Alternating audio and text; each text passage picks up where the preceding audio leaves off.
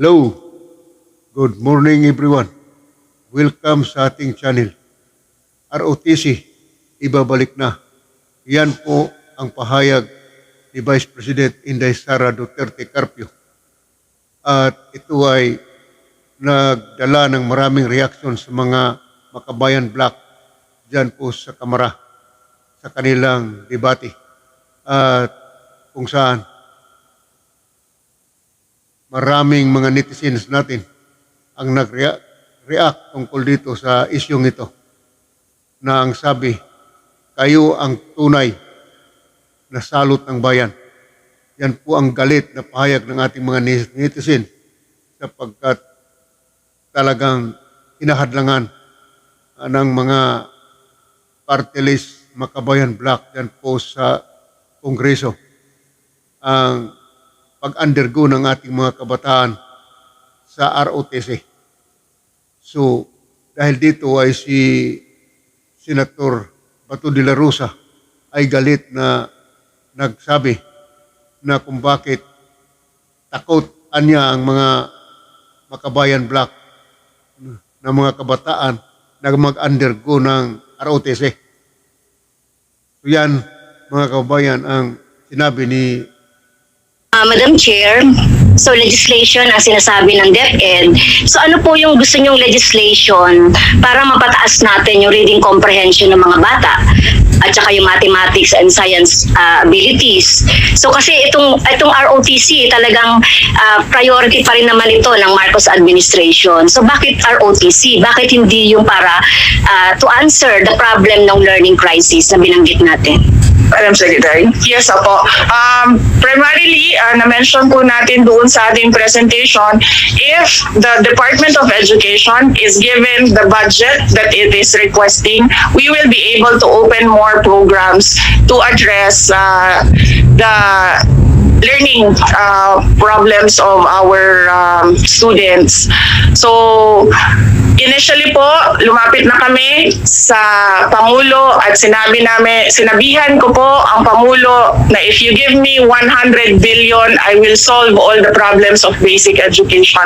And that is what I want to reiterate as well to Congress and the House of Representatives. If you give us, the people here sitting in front of you, 100 billion, we will be able to solve the problem in 6 years. Thank you. Very low achievement levels in reading, mathematics, science, at nagpahayag naman ang DepEd ng kanilang mga commitment at target, di ba, na gagawin. Pero wala pa po ako nakikitang konkreto, Madam Chair, no, sa kanilang presentation. Pero ang tanong ko, Madam Chair, bakit sa kabila ng ganitong kalalang problema ng ating mga estudyante, ang priority legislative agenda pa rin ng DepEd ay yung mandatory ROTC. Ano naman ang kinalaman ng ROTC sa pagpapataas ng reading comprehension, mathematical ability, and science sa ating mga sa ating mga estudyante? Madam Chair. Madam Secretary? Yes, thank you. Because the problems on access, equity, quality, resiliency, and well-being and governance, these have already supportive legislation. Ang dami-dami na pong nagawang legislation, magagandang legislation for basic education. And ang nakikita na lang po namin na so far sa ngayon na kailangan ng legislation ay yung mga wala pa pong legislation. So right now we are working on all the laws that were passed by Congress na nagsusuporta sa basic education po. Thank you. Salamat, Rep. Emano. Susunod po is from the minority, the chair recognizes Deputy Minority Leader Franz Castro from the ACT Teacher Party List. Thank you. Magandang umaga po sa ating mga sa ating pong lahat at kay Vice President Sara Duterte. So unang tanong, Madam Chair, ito po ay tanong ko sa pamunuan, bagong pamunuan ng DepEd, ano po yung ginagawa nila o may ginagawa ba sila o wala dito sa laptop corruption issue na ngayon ay alam natin dinidinig sa Senado, pero dito dahil meron din akong resolution, hindi pa rin. Pero tanong ko po sa bagong pamunuan dahil hindi naman sila involved dito, are you conducting probe inquiry about this laptop corruption issue in the Department of Education? Madam Secretary. Yes, thank you. Number one, we wrote COA requesting for fraud audits, and COA already responded to us with regard to their conduct of a fraud audit inside the Department of Education, particularly for the laptop project. And then number two, within the organization, I already ordered the Chief of Staff to open an inquiry whether some of the personnel in the Department of Education were acting in ultra vires with regard to the decision making of modifying the procurement that was done for the laptops. So these were the two actions inside the Department of Education. Thank you. Madam Chair, can we ask the DepEd to furnish us the written report and action about the action being done by the DepEd regarding to this issue? Madam Chair. Yes, ma'am. We will submit a copy of the report to the committee, copy furnish the office of the Honorable Castro. Thank you, Madam Chair, Vice President. Madam Chair, kanina ipinakita yung krisis natin sa edukasyon. Yung ating kung gaano kalala ang learning crisis na kinakaharap ng mga estudyante sa iba't ibang antas. Elementary hanggang high school, very low achievement levels in reading, mathematics, science, at nagpahayag naman ang DepEd ng kanilang mga commitment at target, di ba, na gagawin. Pero wala pa po ako nakikitang konkreto, Madam Chair, sa kanilang presentation. Pero ang tanong ko, Madam Chair, bakit sa kabila ng ganitong kalalang problema ng ating mga estudyante, ang priority legislative agenda pa rin ng DepEd ay yung mandatory ROTC. Ano naman ang kinalaman ng ROTC sa pagpapataas ng reading comprehension, mathematical ability, and science sa ating mga sa ating mga estudyante? Madam Chair. Madam Secretary. Yes, thank you. Because the problems on access, equity, quality, resiliency, and well-being and governance, these have already supportive legislation. Ang dami-dami na pong nagawang legislation, magagandang legislation for basic education. And ang nakikita na lang po namin na so far sa ngayon na kailangan ng legislation ay yung mga wala pa pong legislation. So right now we are working on all the laws that were passed by Congress na nagsusuporta sa basic education po. Thank you. Madam Chair, so legislation ang sinasabi ng DepEd. So ano po yung gusto nyong legislation para mapataas natin yung reading comprehension ng mga bata at saka yung mathematics and science abilities? So kasi itong ROTC talagang priority pa rin naman ito ng Marcos administration. So bakit ROTC? Bakit hindi yung para to answer the problem ng learning crisis na binanggit natin? Madam Secretary. Yes, apo. Primarily, na-mention po natin doon sa ating presentation, if the Department of Education is given the budget that it is requesting, we will be able to open more programs to address the learning problems of our students. So, initially po, lumapit na kami sa Pangulo at sinabihan ko po ang Pangulo na if you give me 100 billion, I will solve all the the problems of basic education.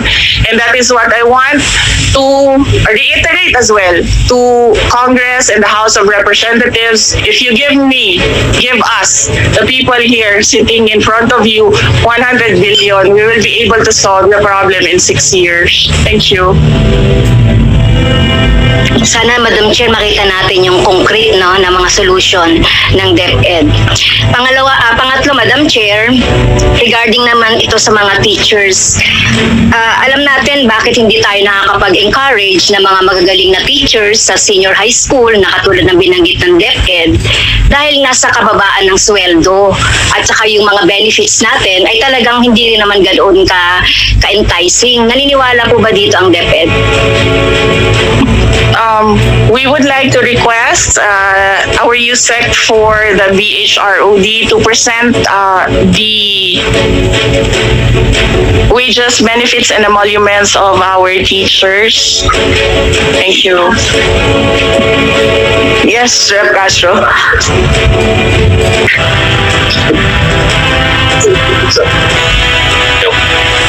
I open it already. You can use the microphone of Rep. Manuel, Rep. Castro. Madam Chair, gusto ko pong pasagutin ng ating Vice President and Secretary ng Education. Naniniwala po ba kayo na dapat taasan ang sweldo ng ating mga guro? Yes, okay. So we will not present the existing salaries, wages, and benefits that we give to our teachers, but I will relate what the Secretary of Labor and Employment and the Secretary of the Department of Education discussed about the salaries of teachers. So I presented to him a comparison of the salaries between the private educational institutions and public schools, and clearly we see there that there is a wide disparity between the salaries of teachers in private schools, and the Secretary of Labor and Employment is of the opinion that the market standard for salaries is the private sector. So in this case, if the government continues to give or increases in the salary of teachers in the government sector, this will put undue pressure in the private educational institution, thus creating a mass migration of teachers from the private schools to the public schools, which we actually see now. We have private schools na nawawala ng teachers dahil lumilipat po sa Department of Education, and this will force more closures on private schools dahil ang market standard po dapat ay ang sweldo sa private schools and private education. Madam Chair, narinig ko na yan sa mga past administration. Laging kino-compare ang sweldo ng mga teachers sa public, sa private. Pero nakalagay sa constitution natin, dapat i-compare yun sa cost of living, syempre yung consumer price index, etc. Actually, yung 25,000 pesos na sweldo ng mga teachers natin, Madam Chair, way below yan kahit na doon sa mga counterpart sa ibang mga bansa. 50 to 60,000 yung pinakamababang sweldo ng teachers sa ibang bansa. So sana mapag-isipan ng Department of Education kung paano mapapataas natin ang sweldo ng mga teachers so that maka-entice tayo na mas magagaling ng mga teachers na pumunta sa public school, Madam Chair. Yes, thank you, Ma'am Castro. We really take note of your comments, and we will endorse that to the Department of Budget and Management, which decides on the salaries of government employees. Thank you. Thank you, Vice President. So, magkano po yung proposal ng DepEd sa medical allowance, sa teaching supplies allowance, at saka sa internet allowance? Dahil sinasabi natin ngayon, di ba, we think out of the box. So, isa sa pwedeng madagdagan sana ay yung mga allowances ng teachers dahil sila na lagi yung nag-aabono eh. So, kung we think out of the box, so magkakaroon pa rin ng blended learning. Narinig ko po yung sa DepEd, institutionalize subsidize yung blended learning, di po ba? So meron po bang proposal ang DepEd para taasan ng medical allowance? Kasi 500 yan sa kasalukuyan. Can you wind up, Rep. Castro? Yes, Madam Chair. Yung internet allowance ay 1,000. Yung teaching supplies allowance ay 3,500. So, meron po bang proposal para madagdagan itong mga allowances ng teachers po para dun sa tinitingnan natin na think of the box na mga method and strategies in teaching. Madam Secretary? Yes, we call Yusek Sevilla of the Finance Run. Yusek Sevilla. Thank you, Madam Chair. There is a national budget call issued by the Department of Budget and Management. This is an instruction to all government agencies kung hanggang saan lang po ang pwede nilang i-submit at i-propose. Kasama po ang personal services or mga pangsweldo, benefits, and allowances na hindi po allowed na mag-propose ang government agencies kasi ito po ay standardized or a policy that should be done by the Department of Budget and Management and the Civil Service Commission. So even po tayo ay mag-submit din doon, automatically tanggal po ito sa system ng DBM. Kasi ang cash allowance ay isa pong legal na benefit na ibinibigay sa ating mga teachers na under sa batas ng General Appropriations Act. So ito po ay isang power of the purse na pwede po mangyari dito sa Kongreso at sa Senado. Maraming salamat. Last na lang po, manifestation, Yes, please. Madam Chair. So kung magpapasa po ng batas ang Kongreso ng dagdag na medical allowance, teaching supplies, internet, susuportahan ba ito ng DepEd? That was your last question. Thank you, Madam Chair. Madam Secretary?